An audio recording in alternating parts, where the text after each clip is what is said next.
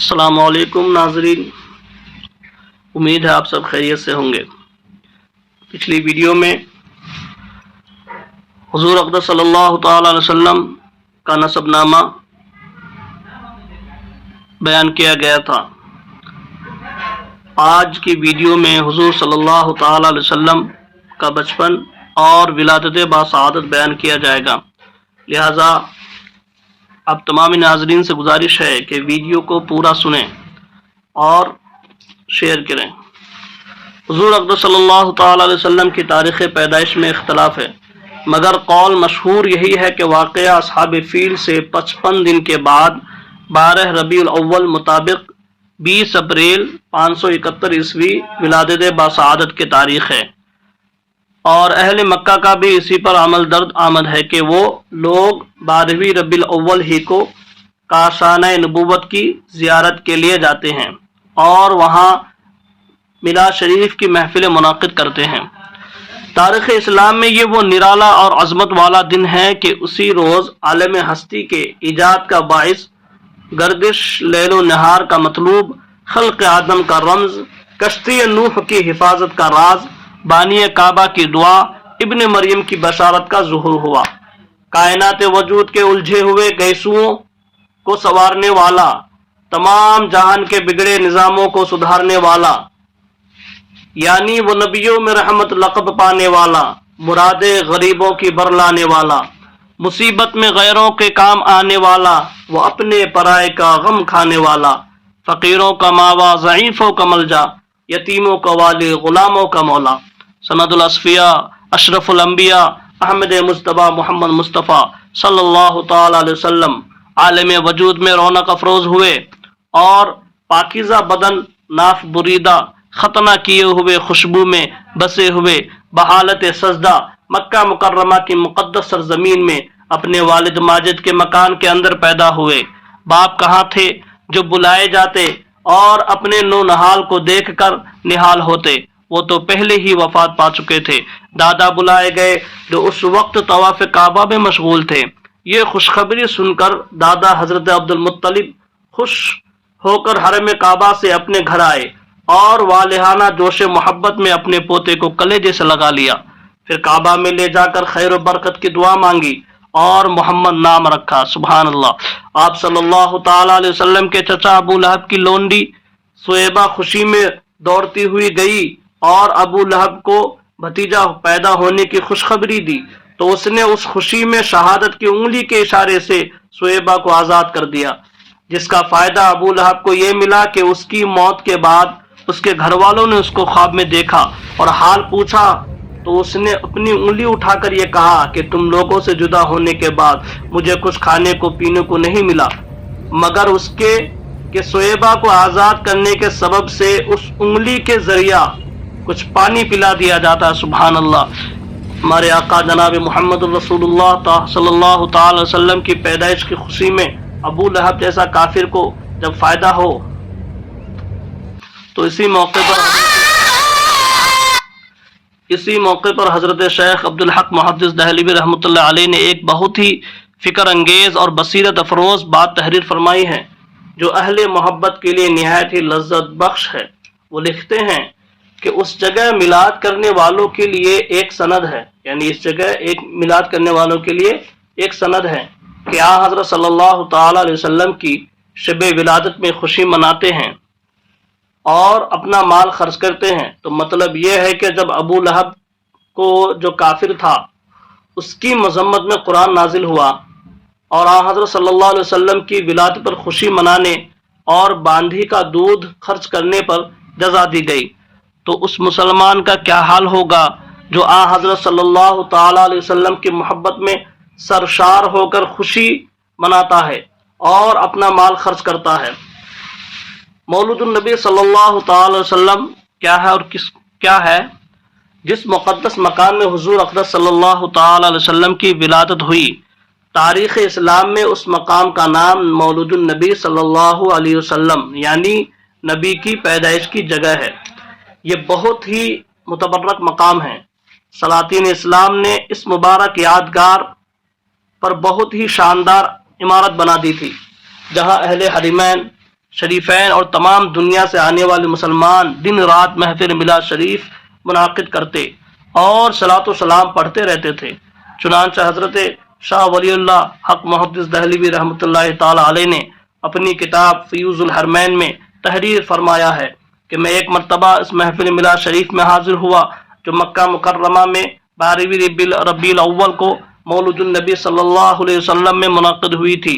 جس وقت ولادت کا ذکر پڑھا جا رہا تھا میں نے دیکھا کہ ایک بارگی اس مجلس سے کچھ انوار بلند ہوئے۔ میں نے ان انوار پر غور کیا تو معلوم ہوا کہ وہ رحمت الہی اور ان فرشتوں کے انوار تھے جو ایسی محفلوں میں حاضر ہوا کرتے ہیں۔ تو معلوم ہوا کہ محفل میلاد جو سجائی جاتی ہے اس میں اللہ تعالیٰ کے فرشتے بھی حاضر ہوتے ہیں۔ جب حجاج پر نجدی حکومت کا تسلط ہوا تو مقابر جنت المعلا و جنت البقیع کے گنبدوں کے ساتھ ساتھ نجدی حکومت نے اس مقدس یادگار کو بھی توڑ پھوڑ کر مسمار کر دیا اور برسوں یہ مبارک مقام ویران پڑا رہا، مگر میں جب جون 1949 عیسوی میں اس مرکز خیر و برکت کی زیارت کے لیے حاضر ہوا تو میں نے اس جگہ ایک چھوٹی سی بلڈنگ دیکھی جو مقفل تھی۔ بعض عربوں نے بتایا کہ اب اس بلڈنگ میں ایک مختصر سی لائبریری اور ایک چھوٹا سا مکتب ہے۔ اب اس جگہ نہ میلاد شریف ہو سکتا ہے نہ صلاۃ و سلام پڑھنے کی اجازت ہے۔ میں نے اپنے ساتھیوں کے ساتھ بلڈنگ سے کچھ دور کھڑے ہو کر چپکے صلاۃ و سلام پڑھا اور مجھ پر ایسی ربط طاری ہوئی کہ میں کچھ دیر تک روتا رہا۔ حضور صلی اللہ تعالی علیہ وسلم کے دودھ پینے کا زمانہ کیسا رہا؟ سب سے پہلے حضور صلی اللہ علیہ وسلم نے ابو لہب کی لونڈی حضرت سویبہ کا دودھ نوش فرمایا، پھر اپنی والدہ ماجدہ حضرت آمنہ رضی اللہ تعالی عنہا کے دودھ سے سیراب ہوتے رہے، پھر حضرت حلیمہ سعدیہ رضی اللہ تعالی عنہا آپ کو اپنے ساتھ لے گئیں اور اپنے قبیلہ میں رکھ کر آپ کو دودھ پلاتی رہیں، اور انہی کے پاس آپ صلی اللہ علیہ وسلم کے دودھ پینے کا زمانہ گزرا۔ شرفاء عرب کی عادت تھی کہ وہ اپنے بچوں کو دودھ پلانے کے لیے گرد و نواح دیہاتوں میں بھیج دیتے تھے۔ دیہات کے صاف ستھری آب و ہوا میں بچوں کی تندرستی اور جسمانی صحت بھی اچھی ہو جاتی تھی اور وہ خالص اور فصیح عربی زبان بھی سیکھ جاتے تھے، کیونکہ شہر کی زبان باہر کے آدمیوں کے میل جول سے خالص اور فصیح و بلیغ زبان نہیں رہا کرتی۔ حضرت حلیمہ سعدیہ رضی اللہ تعالی عنہا کا بیان ہے کہ میں بنی سعد کی عورتوں کے ہمراہ دودھ پینے والے بچوں کی تلاش میں مکہ کو چلی۔ اس سال عرب میں بہت سخت کال پڑا ہوا تھا۔ میری گود میں ایک بچہ تھا، مگر فقر و فاقہ کی وجہ سے میری چھاتیوں میں اتنا دودھ نہ تھا جو اس کو کافی ہو سکے۔ رات بھر وہ بچہ بھوک سے تڑپتا اور روتا بلبلاتا رہتا تھا اور ہم اس کی دلجوئی اور دلداری کے لیے تمام رات بیٹھ کر گزارتے تھے۔ ایک اوٹنی بھی ہمارے پاس تھی، مگر اس کے بھی دودھ نہ تھا۔ مکہ مکرمہ کے سفر میں جس خچر پر میں سوار تھی وہ بھی اس قدر لاغر اور کمزور تھا کہ قافلہ والوں کے ساتھ نہ چل سکتا تھا۔ میرے ہمراہی بھی اس سے تنگ آ چکے تھے۔ بڑی بڑی مشکلوں سے یہ سفر طے ہوا۔ جب یہ قافلہ مکہ مکرمہ پہنچا تو جو عورت رسول اللہ صلی اللہ علیہ وسلم کو دیکھتی اور یہ سنتی کہ یتیم ہے تو کوئی عورت آپ کو لینے کے لیے تیار نہیں ہوتی تھی۔ اللہ اکبر! کیونکہ بچے کے یتیم ہونے کے سبب سے زیادہ انعام و اکرام ملنے کی امید نہیں تھی۔ ادھر حضرت حلیمہ سعدیہ رضی اللہ تعالی عنہا کی قسمت کا ستارہ زیادہ بلند اور چاند سے زیادہ روشن تھا۔ ان کے دودھ کی کمی ان کے لیے رحمت کی زیادتی کا باعث بن گئی، کیونکہ دودھ کم دیکھ کر کسی نے ان کو اپنا بچہ دینا گوارا نہ کیا۔ حضرت حلیمہ سعدیہ رضی اللہ تعالی عنہا نے اپنے شوہر حارث بن عبد العزیٰ سے کہا کہ یہ تو اچھا نہیں معلوم ہوتا کہ میں خالی ہاتھ واپس جاؤں، اس سے بہتر ہے کہ میں اس یتیم ہی کو لے چلوں۔ شوہر نے اس کو منظور کر لیا اور حضرت حلیمہ سعدیہ رضی اللہ تعالی عنہا اس در یتیم کو لے کر آئے، جس سے صرف حضرت حلیمہ سعدیہ رضی اللہ تعالی عنہا اور حضرت آمنہ رضی اللہ تعالی عنہا ہی کے گھر میں نہیں بلکہ کائنات عالم کے مشرق و مغرب میں اجالا ہونے والا تھا۔ یہ خداوند قدوس کا فضل عظیم ہی تھا کہ حضرت حلیمہ رضی اللہ تعالی عنہا کی سوئی ہوئی قسمت بیدار ہو گئی اور سرور کائنات صلی اللہ علیہ وسلم ان کی آغوش میں آ گئے۔ اپنے خیمہ میں لا کر جب دودھ پلانے بیٹھی تو باران رحمت کی طرح برکات نبوت کا ظہور شروع ہو گیا۔ خدا کی شان دیکھیے کہ حضرت حلیمہ رضی اللہ تعالی عنہا کے مبارک پستان میں اس قدر دودھ اترا کہ رحمت عالم صلی اللہ علیہ وسلم نے بھی اور ان کے رضائی بھائی نے بھی خوب شکم سیر ہو کر دودھ پیا اور دونوں آرام سے سو گئے۔ ادھر اونٹنی کو دیکھا تو اس کے تھن دودھ سے بھر گئے تھے۔ حضرت حلیمہ رضی اللہ تعالی عنہا کے شوہر نے اس کا دودھ دھویا اور میاں بیوی دونوں نے خوب سیر ہو کر دودھ پیا اور دونوں شکم سیر ہو کر رات بھر سکون کی نیند سوئے۔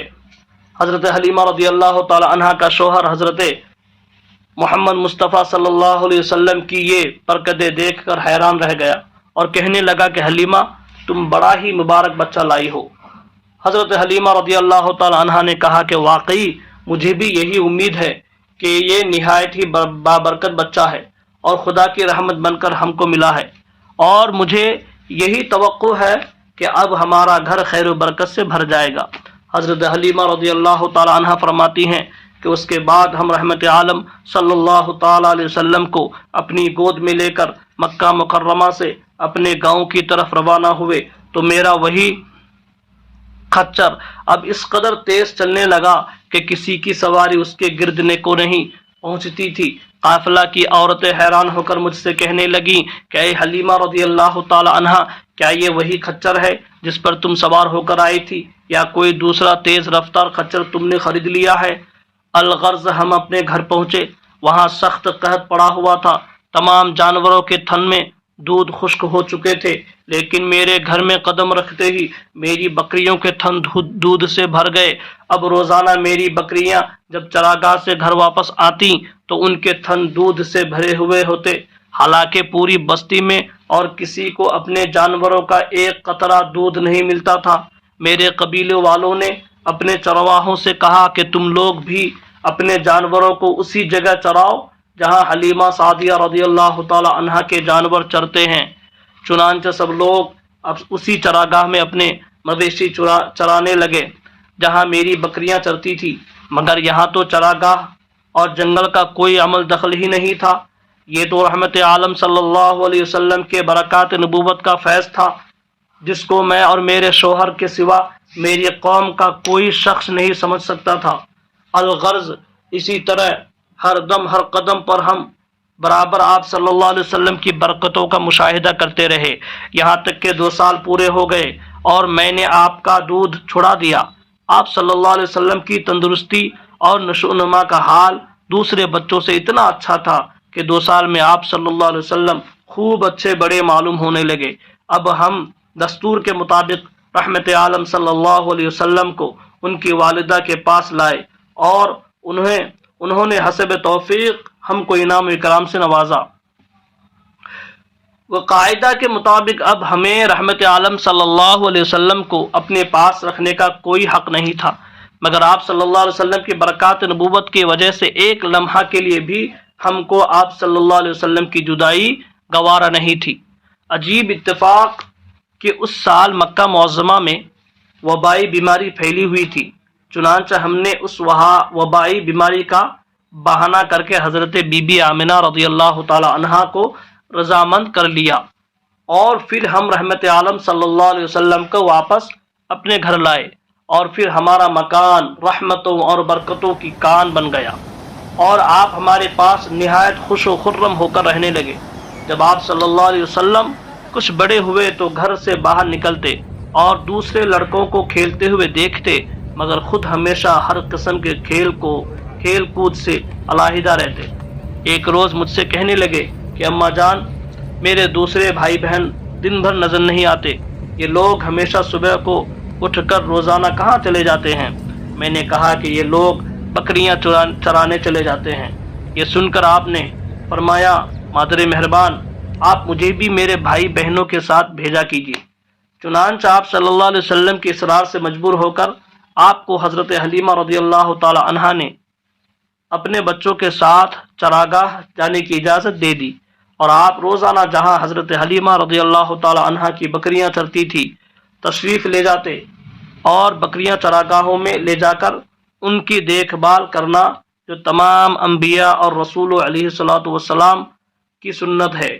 آپ نے اپنے عمل سے بچپن ہی میں اپنی ایک خصلت نبوت کا اظہار فرما دیا۔